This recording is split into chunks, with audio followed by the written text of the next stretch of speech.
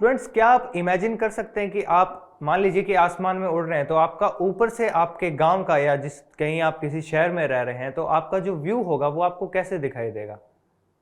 जैसे हम जमीन पे अगर हम किसी गली में जाएं तो हमें लगता है कि सब कुछ ऐसे अनसेटल्ड है, जैसे कुछ ऑर्डर नहीं है, सब बिखरा हुआ, जैसे किसी के घर कैसे हैं, किसी के घर कैसे। लेकिन हम जब ऊपर से देखते हैं तो क्या आप इमेजिन कर पा रहे हैं कि हमारा व्यू कैसा होगा।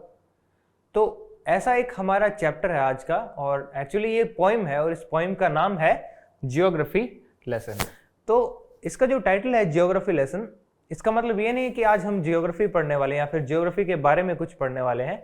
यह एक पोइम है और काफ़ी अच्छी पोइम है जो कि एक बहुत ही अच्छा डीप मैसेज भी देती है। तो हम इस पोइम के बारे में जानेंगे, लेकिन इससे पहले हम जान लेते हैं इस पोइम के पोइट के बारे में। तो इस पोइम को किसने लिखा है? जुल्फिकार घोष ने। किसने लिखा है? जुल्फिकार घोष ने। इनके बारे में अगर मैं बात करूं तो इनका जन्म हुआ था 13 मार्च 1935 को। कब हुआ? 13 मार्च 1935 को। और हुआ कहां? पाकिस्तान में। और यह पाकिस्तान के रहने वाले, और वर्तमान में यह ब्रिटेन में रह रहे हैं। ओके, यह नॉवेलिस्ट थे, पोइट भी थे और एसेइस्ट भी थे। एसेइस्ट मतलब जो निबंध लिखते हैं वेरियस सब्जेक्ट पे, अलग अलग सब्जेक्ट्स पे जो निबंध लिखते हैं उन्हें हम बोलते हैं एसेइस्ट। और नॉवेलिस्ट मतलब जो नॉवेल्स लिखते हैं। ओके, इनकी फेमस राइटिंग्स की अगर हम बात करें तो है the contradictions, figures of enchantment और द फिक्शन ऑफ रियलिटी। ठीक है, तो ये था हमारे पोइट का इंट्रोडक्शन। अब हम चलते हैं सीधा हमारी पोइम के इंट्रोडक्शन पे। ठीक है, तो चलिए देखते हैं हमारी पोइम में क्या है। The poem displays the poets concern for the division and friction among people. अब यह जो पोइम है यह पोइट के कंसर्न को शो कर रही है। अच्छा, कौन से कंसर्न? यानी कि चिंता, यानी कि जब हम कुछ विचार करते हैं किसी के प्रति हम चिंता व्यक्त करते हैं तो उसे हम बोलते हैं कंसर्न। और किस बात का कंसर्न है? पोइट का कंसर्न है कि यह जब हम अलग हैं एक दूसरे से, ठीक है, हमारा जो डिवीजन हुआ है बॉर्डर्स पे, कोई दूसरी कंट्री का है, कोई किसी कंट्री का है ना, सपोज हम इंडिया के हैं, कोई यूएस का है, तो यह जो डिवीजन है इसके बारे में वह अपनी चिंता व्यक्त कर रहे हैं। और क्या कह रहे हैं? The poet talks about 3 important things. जो पोइट है वह 3 इंपॉर्टेंट चीजों के बारे में यहाँ बात कर रहे हैं इस पोइम में। और वो 3 चीजें कौन कौन सी, आइए देख लेते हैं। First, how everything looks from the sky. पहली बात तो यह है कि सब ऊपर से कैसा लगता है, यानी जब हम स्काई में किसी जेट में या फिर बात करें हम एरोप्लेन में अगर यात्रा कर रहे हैं तो स्काई से देखने पर नीचे हमारी जमीन कैसे दिखेगी। Second, how civilisation was established and the reason behind the unorganised settlement. कैसे हमारा विकास हुआ और क्या रीजन है हमारे अनसेटलमेंट के। ठीक है, और थर्ड अगर बात करें तो थर्ड जो बात करते हैं, his question to himself why people hate each other. और तीसरा वह क्वेश्चन करते हैं, किससे? खुद से ही क्वेश्चन करते हैं कि जो लोग हैं वह आपस में एक दूसरे से इतनी हेट क्यों करते हैं, ठीक है, इतनी नफरत क्यों करते हैं। ठीक है, तो इसके बाद हम चलते हैं हमारी पोइम के वेरी फर्स्ट स्टैंजा पे। तो चलिए देखते हैं क्या है स्टैंजा में। When the jet sprang into the sky, it was clear why the city had developed the way it had. Seeing it scaled 6 inches to the mile, there seemed an inevitability about what on ground had looked haphazard, unplanned and without style when the jet sprang into the sky. अब कह रहे हैं कि वह एक plane की बात करें, वह एक प्लेन में बैठे थे, तो कह रहे हैं कि when the jet sprang into the sky, जब प्लेन टेक ऑफ किया और स्काई में पहुंचा, यानी कि आसमान में जब उड़ रहा था, it was clear why the city had developed the way it had. तो पता चल रहा था जो सिटी है वह क्यों डेवलप हुई है जिस तरह से वह आज है। अब ऐसा क्यों बोला उन्होंने, देखिए आगे देखिए। Seeing it scaled 6 inches to the mile, there seemed an inevitability. अब क्या कह रहे हैं कि जब ऊपर, अब देखिए हम अगर आसमान में उड़ते हैं तो हमें क्या होता है, सब चीजें छोटी छोटी दिखती है। तो वह ये कह रहे हैं कि जो हम मीलों ऊपर थे लेकिन फिर भी ऐसा लग रहा था कि हमारी जो डिस्टेंस है वह, जो हाइट है वह 6 इंचेस की तरह ही हो।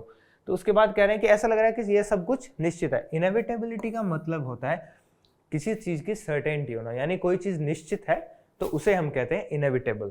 तो इनएविटेबिलिटी मतलब सर्टेन होना, किसी चीज का निश्चित होना। About what on the ground had looked haphazard. और पता चलता है कि हम जब ग्राउंड पे थे ना तब हमें चीजें ऑर्डर में नहीं नजर आ रही थी। हैफाजर्ड का मतलब क्या होता है, जब ग्राउंड पे चीजें जो है वह ऐसे अव्यवस्थित लगे, है ना। अनप्लान्ड का मतलब कोई भी चीजें प्लान ना हो और स्टाइल में ना हो। जैसे कि मैंने पहले भी बात की कि हम अगर गली में जाते हैं तो हमें लगता है कोई घर कहीं है, कोई कहीं पे बना हुआ है, तो हमें ऐसे सब कुछ ऐसे अनप्लान्ड सा लगता है कि यार ये कैसे बना, क्यों बना, है ना। लेकिन जब हम ऊपर से देखते हैं तो सब हमें समझ आने लगता है। इसके बाद कहता है when the jet sprang into the sky, और ये वापस उसी लाइन को रिपीट करते हैं कि जब जेट जो है वह स्काई में पहुंचा। इसके बाद when the jet reached 10,000 feet, it was clear why the country had cities where the rivers ran and why the valleys were populated. The logic of geography that land and water attracted man was clearly delineated when the jet reached 10,000 feet. Okay? अब क्या कह रहे हैं कि जब उनका जो plane था वह कितना 10,000 फीट ऊंचाई पे पहुंचा, तब उन्हें क्या लगा? It was clear why the country had cities where the rivers ran. अब वह कह रहे हैं कि उन्हें क्लियर हो गया था कि जो कंट्रीज हैं, उनके जो शहर है, कंट्रीज में जो शहर है वह वहीं क्यों है जहां रिवर है, यानी कि नदी है, जहां पानी है। And why the valleys were populated, और वैलीज जो है उनमें इतनी जनसंख्या क्यों है। The logic of geography that land and water attracted man was clearly delineated. ये बात कह रहे हैं कि जो अब देखिए ह्यूमन की जरूरत होती है पानी, तो ह्यूमंस वहीं बसेंगे जहां जमीन होगी अच्छी और पानी होगा, है ना। तो यह बता रहे हैं कि जियोग्राफी का लॉजिक यही है कि जो मैन है, जो ह्यूमन है, वह जहां पानी होगा और जहां लैंड होगा वहां बसे। और यह बात क्लियरली डेलिनिएट हो रही थी। डेलिनिएट का मतलब था कि अच्छी तरह समझ आ रही थी उन्हें कि क्यों ऐसा हुआ, क्योंकि ह्यूमंस और सिटीज जो है वह, बात करें हम वाटर के पास या नदियों के पास क्यों बसी, क्योंकि जो वाटर के जो है उसने अट्रैक्ट किया ह्यूमंस को। इसके बाद when the jet reach 10,000 feet, इसके बाद वह वापस फर्स्ट लाइन को रिपीट कर देते हैं कि व्हेन द जेट रीच, जब जेट है जो हमारा प्लेन है वह 10,000 फीट की ऊंचाई पे पहुंचा। नेक्स्ट स्टैंजा हम देखते हैं हमारा stanza number 3। When the jet rose 6 miles high, it was clear the earth was round and that it had more sea than land, but it was difficult to understand that the men on the earth found causes to hate each other, to build walls across cities and to kill. From that height it was not clear why. अब देखिए क्या हो रहा है। जो बात थी, जैसे पीछे वाले अगर दो स्टैंडर्ड्स की हम बात करें तो ऑथर ने क्या कहा, पोइट ने कहा कि हम ये सब क्लियर था कि ऊपर से हमें ये सब दिखता है, लेकिन इसमें क्या हुआ, वह ये कह रहे हैं कि अब उनका जो जेट है वह 6 मील ऊंचाई पे है। कितना? 6 मील की ऊंचाई पे है, 6 मील की ऊंचाई पे है। अब वह कह रहे हैं it was clear the earth was round, और यह क्लियर हो पा रहा है कि धरती जो है वह गोल है, और it had more sea than land, और ऊपर से हम जब देखते हैं तो पता चलता है कि धरती पे लैंड से ज्यादा, जमीन से ज्यादा क्या है, पानी है, राइट। तो वह ये कह रहे हैं कि जो पृथ्वी है वह एक ही है और यहाँ पानी ज्यादा है। But it was difficult to understand that the men on the earth found causes to hate each other.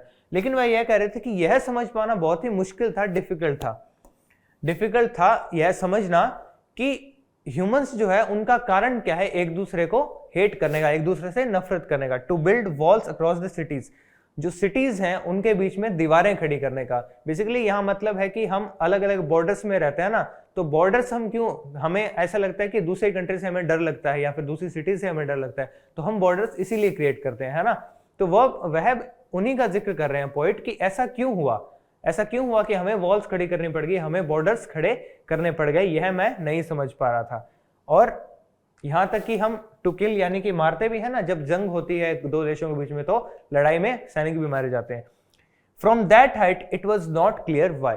अब पोइट कहते हैं कि उस हाइट से, इतनी ऊंचाई से भी मैं यह क्लियर नहीं कर पाया कि ह्यूमंस एक दूसरे को हेट क्यों करते हैं। आप समझ रहे हैं? तो इस स्टैंजा में पोइट ने क्या कहा है कि वो सब तो ठीक है कि मुझे समझ आया मैं कि अर्थ जो है वो कैसे बनी हुई है, लेकिन अर्थ एक ही है तो ह्यूमंस भी एक ही हुए ना, तो फिर हम क्यों अलग अलग व्यवहार करते हैं, हम क्यों एक दूसरे के साथ लड़ाई करते हैं, एक दूसरे से नफरत करते हैं। तो यही हमारा एक सेंट्रल आइडिया भी है इस पोइम का। इसके बाद हम देखते हैं इस पोइम के से रिलेटेड कुछ वोकैबुलरीज। ओके, तो देखते हैं। डेवलप्ड, पहला वर्ड है हमारा डेवलप्ड। डेवलप्ड का मतलब क्या है? Advanced to a specified degree.